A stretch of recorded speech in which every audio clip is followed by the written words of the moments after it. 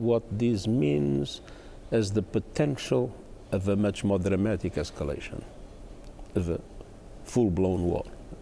There is a potential for a much stronger escalation, and that is what concerns me. The possibility of transforming Lebanon in another Gaza, which I think would be a devastating tragedy for the world. Antonio Guterres, le secrétaire général de l'ONU, évoque un scénario apocalyptique. Il s'inquiète devant la spirale de violence au Proche-Orient. Il craint de voir le Liban se transformer en une seconde bande de Gaza. C'est pas rien. Et les craintes de Guterres sont-elles fondées? La guerre est-elle déclarée? C'est la question que j'ai posée tout à l'heure à Frédéric Ancel, directeur en géopolitique et auteur Les 100 mots de la guerre. Merci d'être avec nous ce soir à 24/60, Frédéric Ancel. La situation est critique. Êtes-vous d'avis que la guerre est déclarée entre Israël et le Hezbollah?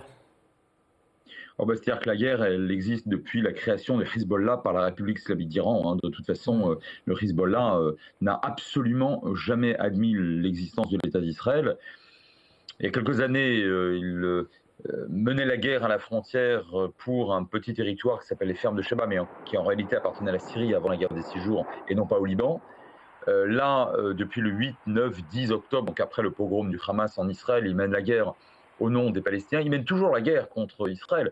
Je vais vous dire, autant la cause palestinienne, notamment lorsqu'elle est portée par l'autorité palestinienne, visant à la création des deux États est absolument légitime. Et je pense qu'à terme, il n'y aura pas d'alternative à cela. Et je pense que de ce point de vue-là, et je l'ai toujours dit, l'extrême droite du gouvernement israélien agit absolument n'importe comment. Autant le Hezbollah en droit international n'a absolument aucune légitimité à frapper Israël. Ça ne veut pas dire que Israël se comporte de manière extrêmement pacifique au Liban. Mais si vous voulez, oui, je vous dirais que la guerre est déclarée, mais de toute façon, c'est pas nouveau.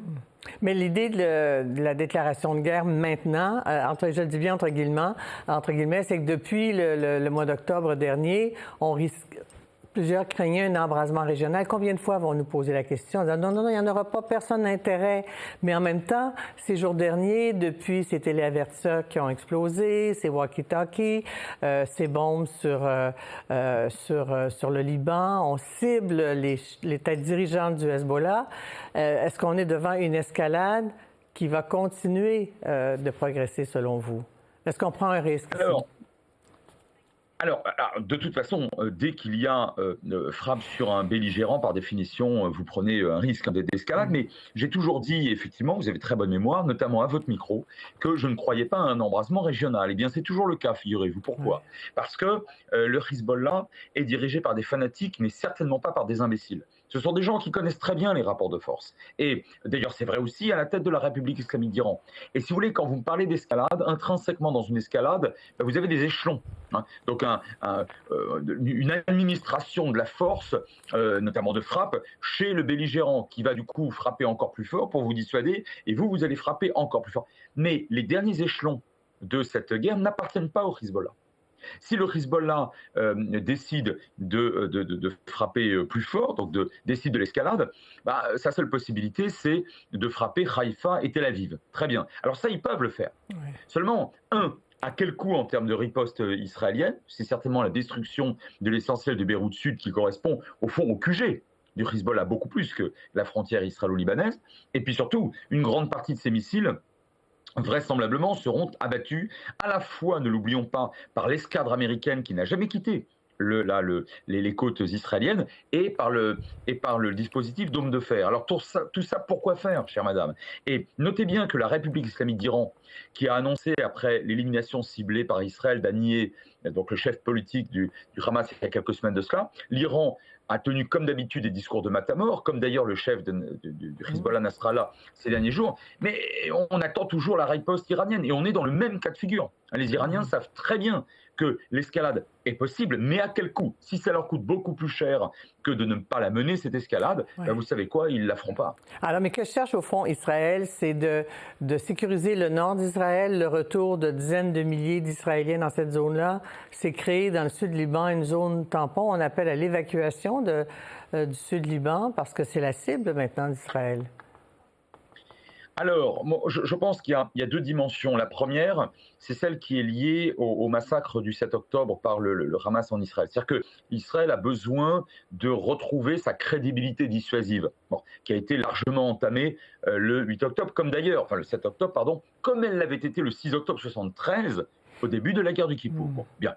Alors ça, je vous dirais que c'est assez banal d'un point de vue militaire. Bon, on vit au Moyen-Orient, les Israéliens vivent au Moyen-Orient et pas au Benelux ni en Scandinavie. Bon, donc là, je dirais que c'est quelque chose d'assez banal. Et ils doivent le faire contre le Hezbollah, qui est bien plus puissant, en fait, que le Hamas, et qui dispose de moyens bien plus importants. Bon.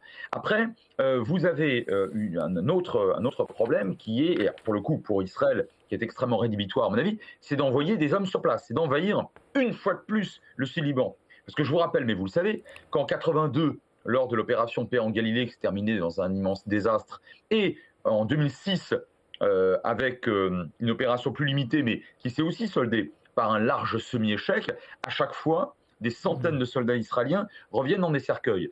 Et je vais vous dire, l'opinion israélienne est tellement surchauffée, d'une part, elle est tellement hostile, ne l'oublions pas, à l'actuel gouvernement, ne l'oublions pas, et notamment au Premier ministre Netanyahou, que je ne suis pas certain que celui-ci prendra l'écrasante responsabilité d'envoyer au sol des troupes. C'est une chose d'aller faire exploser des beepers dans les poches du Hezbollah, c'en est une autre d'envoyer au feu des garçons, alors qu'on en est déjà à presque 2000 morts en 11 mois en Israël. Et dernier point, si vous permettez, cerise sur le gâteau, beaucoup d'Israéliens disent de Netanyahou, attention, là, il maintient la tension, voire augmente la tension pour ses propres intérêts. Ouais. C'est-à-dire pour rester au pouvoir.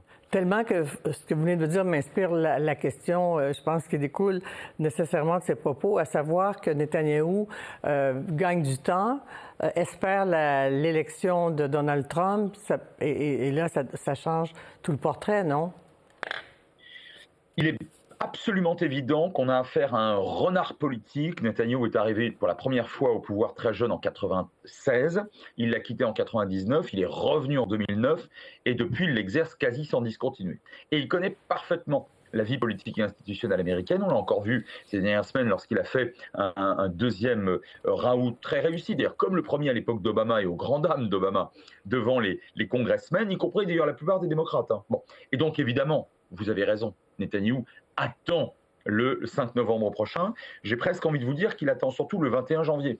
Parce que le 5 novembre, on aura peut-être, je ne suis pas sûr d'ailleurs, on aura peut-être déjà l'élu U ou l'élu UE, mais ce qui est sûr, c'est que dans un cas comme dans l'autre, de toute façon, la prise de fonction, c'est le 21 janvier. Ce qui laisse encore un certain un interstice temporel, en quelque sorte, pour aller plus loin contre le Hezbollah et le Hamas. En terminant, Antonio Guterres déclarait en entrevue hier au journaliste américain Fareed Zakaria dans son émission internationale qu'il craignait que le Liban devienne un autre Gaza. Je pense que le schéma est très différent. D'abord parce que au Liban, le Hezbollah ne représente qu'une partie des Libanais, vous le savez, et c'est la partie chiite, pas tous, mais la majorité des chiites. Or, ceux-là sont environ un tiers, très schématiquement un tiers du pays. C'est beaucoup, c'est la première communauté, la première des minorités, mais il y en a 18. Et les autres principales communautés que sont les chrétiens maronites et les sunnites, sans parler des druzes, sont de plus en plus défavorables au Hezbollah, l'accusant, sans doute à juste titre, de vampiriser l'État libanais et de n'agir que pour son propre compte, en prenant en quelque sorte en otage stratégique, militaire et économique l'ensemble du Liban. Alors que dans la bande de Gaza, vous n'avez vraiment que des Palestiniens, et même si le Hamas est sans doute détesté par une partie des Palestiniens, malgré tout, on a affaire à une seule et même grande communauté, en quelque sorte. Je pense qu'il évoquait peut-être la crainte de la destruction et d'une crise humanitaire ou un désastre. Oui. Ouais. Alors, d'une phrase, je serais moins pessimiste simplement pour des questions de géographie. Vous savez que mon maître en géopolitique, Yves Lacoste, disait la géographie, ça sert d'abord à faire la guerre. Mais ça permet aussi d'expliquer la guerre et peut-être aussi la paix. Je veux dire par là, je le dis vraiment d'un mot, que là, s'il devait y avoir, ce que je ne crois pas, je vous l'ai dit, une intervention au sol israélienne, une partie de la population libanaise, une nouvelle fois, malheureusement, devrait quitter le sud du pays, mais enfin, dans des conditions infiniment meilleures que celles qui prévalent à Gaza. Très bien. Merci beaucoup, Frédéric Ancel. Bonne soirée à vous. Merci de votre disponibilité, de votre temps précieux. Au revoir. Pour voir nos émissions en entier, rendez-vous sur la chaîne ICI RDI.